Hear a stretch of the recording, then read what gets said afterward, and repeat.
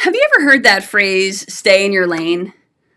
Sounds like pretty good work advice, except when it comes to the work of inclusion, because staying in your lane, it can quietly wreck trust. It can wreck credibility. It can definitely cause disconnection. Because your silence is actually pretty loud. And if you have a team member who seems to be struggling and you're silent about it, they actually hear it. If you hear a cringy remark at work and you stay silent about that, people will notice, right? The message that we send through our silence is kind of clear.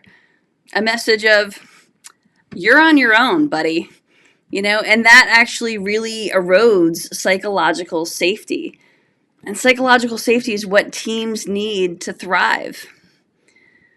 So what do we do instead?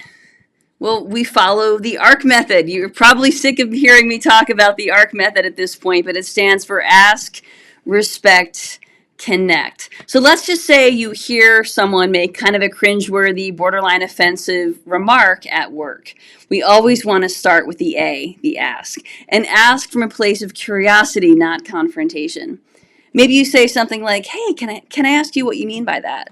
You just sort of slow things down. Or, hey, can you explain what you meant by whatever it was, right? We're not trying to put someone on the defensive. And then we move on to the R, respect. Respect means that we're being present, we're being patient, we're not interrupting, we're not dismissing, we're not causing a debate, we are showing respect. And then the C is about connect. Maybe you paraphrase what you heard or you validate what you heard. And maybe you make a comment like, okay, I understand what you're saying, but just so you know, identity matters for some folks, or this is going to help some folks feel more seen, or whatever it happens to be. Maybe you have a gentle correction in there, and then you change the subject because you don't want this to be a long, drawn-out, awkward process.